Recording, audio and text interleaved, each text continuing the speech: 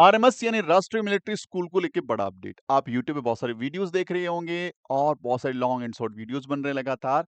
क्या ये न्यूज़ ऑथेंटिफाइड है? क्या ये न्यूज़ का अपडेट इसकी वेबसाइट के ऊपर अभी तक आया नहीं है? कंप्लीट बात करेंगे क्योंकि बात चल रही है आरएमएस के एज क्राइटेरिया में। अभी आरआईएमसी ने अपना एज क्राइटेरिया चेंज किया है और आरएमएस ने भी अपना एज क्राइटेरिया चेंज करने का प्लान बना लिया है।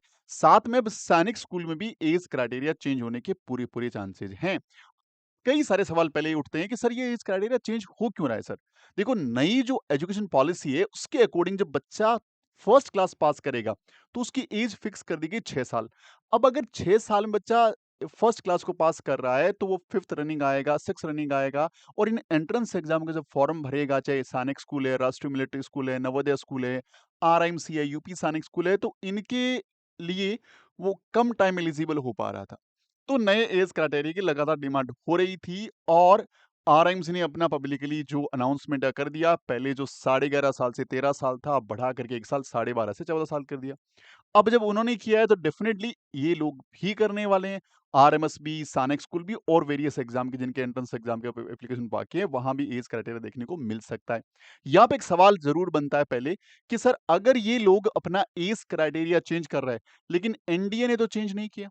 अब बच्चा जब एनडीए के लिए जाएगा, तब उस बच्चे के पास नंबर ऑफ अटेम्प्ट बहुत कम हो जाएंगे। मेरे पास भी ये कम से कम 100 प्लस मैसेज आ रखे हैं, जब वेरियस वो चैनल्स देख रहे हैं, वहां से देख करके स्क्रीनशॉट भेज रहे हैं कि इन सर ने, इन मैम ने इस वेबसाइट पे ये सारा कुछ शो हो रहा है सर, अब क्या होगा? आपको बता दूं कि ये सारी चीजें गवर्नमेंट के सुपरविजन में हो रही है। तो अगर ये सारी स्कूलें अपने एज क्राइटेरिया को इस साल चेंज कर रही है, तो इनका इम्पैक्ट जो है एनडीए एंट्रेंस के लिए बाद में आएगा। तो एनडीए भी बहुत जल्दी जो है अपने एज क्राइटेरिया में चेंज कर सकता है, क्योंकि वहीं पे जब चेंजेस हुए होंगे तभी वो नीचे पैरेलली एक सिस्टम के थ्रू आए होंगे, अदरवाइज तो कैसे आ सकते हैं? तो ये टेंशन लेने वाली बात नहीं है। अगर आपका बच्चा अभी एनरोल हो रहा है तो एनडीए में भी उसको अटेम्प्ट मिलेंगे, कंप्लीटली मिलेंगे। आप बहुत जल्दी सारे के सारे नए एज क्राइटेरिया के वाले एग्जाम के अंदर आप देख पाएंगे और एनडीए में भी अपडेट हो सकता है। अब बात करते हैं सर, आरएमएस में क्या अपडेट हुआ या नहीं हुआ? मैं पहले इनकी वेबसाइट पे ले चलता हूं कि कितना सही है ये अपडेट। मैं गूगल पे सर्च करता हूं आरएमएस और आरएमएस की जो फर्स्ट लिंक खुलती है, इसी यही अपनी इसका ऑफिशियल वेबसाइट है। यहाँ पे जब स्क्रॉल डाउन कर रहा हूँ तो ऐसा कोई भी नई न्यूज़ निकल के सामने नहीं आई कि जहाँ से मुझे कंफर्म हो पाए कि भाई आरएमएस ने अपना एज क्राइटेरिया चेंज कर दिया। अच्छा, इनका एक पोर्टल और है जहाँ से फॉर्म और भरे जाते हैं, ये है राष्ट्रीय इलेक्ट्रॉनिक्स एंड सूचना प्रौद्योगिकी संस्थान। इसके मैं होम पे जाता हूँ और यहाँ पे भी देखता हूँ, तो यहाँ पे भी इसके लिए अलग से कोई नोटिफिकेशन अभी शो नहीं हो रहा है। तो सर जो वीडियोज़ बन रहे हैं वो क्या हैं? देखिए, यहाँ पे जब न्यूज़ आती है वो मिनिस्ट्री ऑफ डिफेंस के थ्रू ही आती है। मिनिस्ट्री ऑफ डिफेंस जो है वो सुपरविज़न करता है सैनिक स्कूल को, राष्ट्रीय मिलिट्री स्कूल को, आरआईएमसी को या ऐसे जितने भी ऑर्गेनाइजेशन हैं जो डायरेक्टली डिफेंस से जुड़े हुए हैं, उनको मिनिस्ट्री ऑफ डिफेंस देख रही है।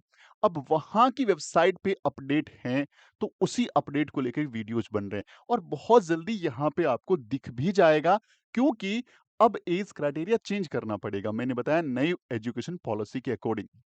अब कौन-सा बच्चा फॉर्म भर सकता है, नई एज क्राइटेरिया अकॉर्डिंग क्या अपॉर्च्युनिटी मिल सकती है, तो ये सारी बातें जो है हमें देखनी पड़ेगी कि हाँ, किस ढंग से ये चीज़ें काम करने वाली हैं।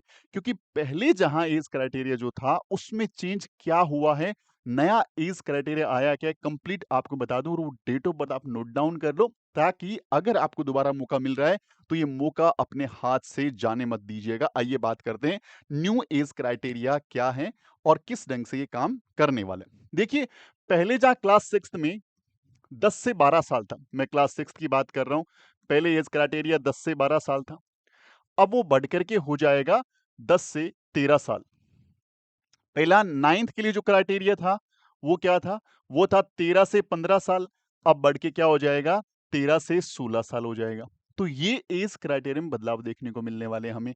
अब यहाँ पे जो डेट ऑफ बर्थ हम एक्सपेक्ट कर रहे थे कि क्लास 6 में क्या आएगा, तो इस साल हम उम्मीद कर रहे थे कि ये एज क्राइटेरिया 1 अप्रैल 2015 से 31 मार्च 2017, ये एज क्राइटेरिया हम एक्सपेक्ट कर रहे थे, जिसमें 10 से 12 साल का क्राइटेरिया हो रहा था। लेकिन अब जो है ये 2015 की बजाय ये 2014 में चला जाएगा। ये किस में चला जाएगा? ये 2014 में चला जाएगा।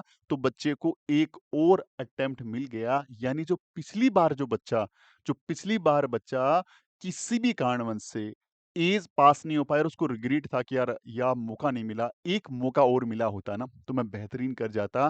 तो आपको मौका मिल रहा है। अब ये एज क्राइटेरिया इतना हो गया है। अगर आपका बर्थ 1 अप्रैल 2014 से 31 मार्च 2017 के बीच में है तो एलिजिबल है। हम 9th के लिए क्या उम्मीद कर रहे थे? या उम्मीद हम ये कर रहे थे कि यहाँ पे उम्मीद जो हम कर रहे थे कि 1 अप्रैल 2012 टू 31 मार्च 2014 हम ये एक्सपेक्ट कर रहे थे। अब इन्होंने बोला कि नहीं सर 13 से 15 नहीं 13 से 16 तक चलेगा, कोई दिक्कत नहीं है। यानी यहाँ पे एज क्राइटेरिया चेंज हो गया है। अब अगर आपका बर्थ 2011 का भी है तब भी आप एलिजिबल हैं, यानी 2011 से लेके 2014 के बीच में, क्योंकि 1 साल का यहाँ भी इंक्रीमेंट हो गया है। ऑफिशियल जानकारी बहुत जल्दी वेबसाइट पे अपडेट हो जाएगी, तो वहां से आपको सारी जानकारी मिल जाएगी। ये एज क्राइटेरिया। अब कहानी क्या है? सर ये तो ऑफिशियल नोटिफिकेशन थोड़ी देर में या कल तक आपको दिख जाएगा, हम दोबारा से वीडियो बना देंगे। अब कहानी है चीज़ों को समझने की, कि अब जब और बच्चे मैदान में आएँगे या फिर ऐसे बच्चे मैदान में आएँगे जिन्होंने बहुत बढ़िया तैयारी करी लेकिन बाउंड्री लाइन पे रह गए। उनका मेरिट लिस्ट 1, 2, 3, 4 में जगह नहीं मिली, तो भाई वो घायल शेर हैं। अब वो और ज़बरदस्त ढंग से आएँगे, तो डेफिनिटली कॉम्पिटिशन बढ़ने वाला है। अच्छा, कॉम्पिटिशन जब बढ़ता है, ये बात हमें पता है, ये बात पेरेंट्स को पता है, ये बात बच्चों को पता है, तो क्या ये बात आरएमएस को नहीं पता होगी? या आरएमएस का पेपर डिजाइन करने वाले टीचर्स को नहीं पता होगी? तो उनको भी पता है। पिछली बार आपने देखा था कि रीजनिंग के अंदर यानी मानसिक योग्यता मेंटल एबिलिटी के अंदर कई सारे बड़े मेरिकल चेंज देखे और आरएमएस के पेपर को थोड़ा-सा लेवल बढ़ाया। इस बार 2 बड़े बदलाव हो सकते हैं कि इस बार आरएमएस का पेपर बहुत ही ज़बरदस्त आ सकता है और दूसरा बदलाव कि नंबर ऑफ एप्लीकेशन बहुत ज़्यादा हो सकते हैं। यानी दोनों ही कंडीशन में देखिए, नंबर ऑफ एप्लीकेशन ज़्यादा आएँगे, कॉम्पिटिशन बढ़ेगा। दूसरा, पेपर हार्ड आएगा तो कॉम्पिटिशन कम होगा क्योंकि बैलेंस तो करना पड़ेगा। अब आपको एज़ अ स्टूडेंट या एज़ अ पेरेंट्स करना क्या है? देखिए, सबसे पहले अगर आपने पिछले आरएमएस के एक्सपीरियंस आपके साथ हैं, उसको असेंबल करिए और जिस लेवल का पिछले सालों में पेपर आया उसको थोड़ा-सा ट्यून करिए, क्योंकि अब आपको इंक्रीज़ करके ही पढ़ना पड़ेगा। आप वेरियस एग्ज़ाम भी साथ में सुपरविज़न में रखें। आप सैनिक स्कूल के सारे पेपर्स भी लगाएँ, आप नवोदय स्कूल के लगाएँ और स्पेशली आप यूपी सैनिक स्कूल के पेपर्स को भी लगाएँ, क्योंकि यूपी सैनिक स्कूल का जो मैथमेटिक्स है, अगर आप वहाँ तक की रेंज को पकड़ लेते हैं, तो मुझे नहीं लगता कि ये आरएमएस और सैनिक स्कूल का कोई भी मैथ्स वाला पोर्शन आपका छूट जाएगा, पूरे में से पूरा नंबर स्कोर कर सकते हो। एक बार उसका जाकर के पेपर टच कर लेना, पता लग जाएगा आपको इम्पोर्टेंट चीज़। दूसरी इम्पोर्टेंट चीज़ कि सर जब एप्लीकेशन ज़्यादा आ रहे हैं, दूसरा आपको पता ही होगा कि जो रिजर्वेशन है, उस पॉलिसी में तो चेंज हो गया है। रिजर्वेशन के अंदर जो जेसीओ एंड ओआर पोस्ट है, उनका 70% रिजर्वेशन जो पहले था वही है।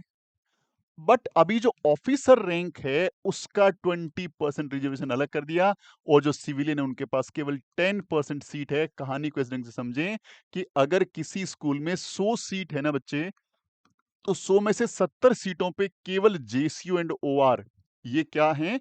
ये डिफेंस के अंदर रैंक है। जेसीयू एंड ओआर रैंक है। मिलिट्री हो, चाहे वो एयरफोर्स हो, चाहे वो नेवी हो, उनके अंदर उस रैंक के जो अधिकारी या जो लोग हैं, वो जो डिफेंस में पर्सन है, उनके बच्चों के लिए 70 सीटें रिजर्व कर दी, वहां पे और कोई नहीं जा सकता। 20 सीटें रिजर्व कर दी गई कि जो इनसे ऊपर वाली रैंक में ऑफिसर रैंक में चले गए, उनके पास 20 सीटें चली गई। अब सिविलियन में कौन आते हैं? वो बच्चे आते हैं जिनके पापा या मम्मी किसी भी डिफेंस में नहीं है। अच्छा, डिफेंस में केवल आर्मी, नेवी एंड एयरफोर्स आ रही है। पुलिस जो है वो डिफेंस का पार्ट नहीं है, ध्यान रखने वाली बात है। तो बाकी जितने लोग बच गए, उनके पास केवल 10 सीटों की लड़ाई है। और अब इस लड़ाई को लड़ने के लिए बहुत सारे पुराने वाले घायल शेर आने वाले हैं। तो अपनी कमर कस लेना, अपनी तैयारी को बहुत ही बेहतरीन लेवल की करनी पड़ेगी, तभी जाकर के आपको चांसेस मिल सकते हैं। तैयारी करना चाहते हैं बढ़िया ढंग से, डैशबोर्ड नंबर गिवन है, सिर्फ लिखना है आरएमएस प्रिपरेशन। हम आपको आरएमएस का स्पेशलाइज्ड या कॉम्बो बैच जिसके अंदर सारे एग्जाम की तैयारी एक साथ कर सकते हैं। उसका फायदा क्या है कि सारे एग्जाम की तैयारी जब एक साथ करोगे तो आपके लिए वेरियस काइंड ऑफ क्वेश्चन देखने को मिलेंगे। चलिए मिलते हैं अगले वीडियो में, तब तक अपना ख्याल रखिए। जय जय भारत, वंदे मातरम।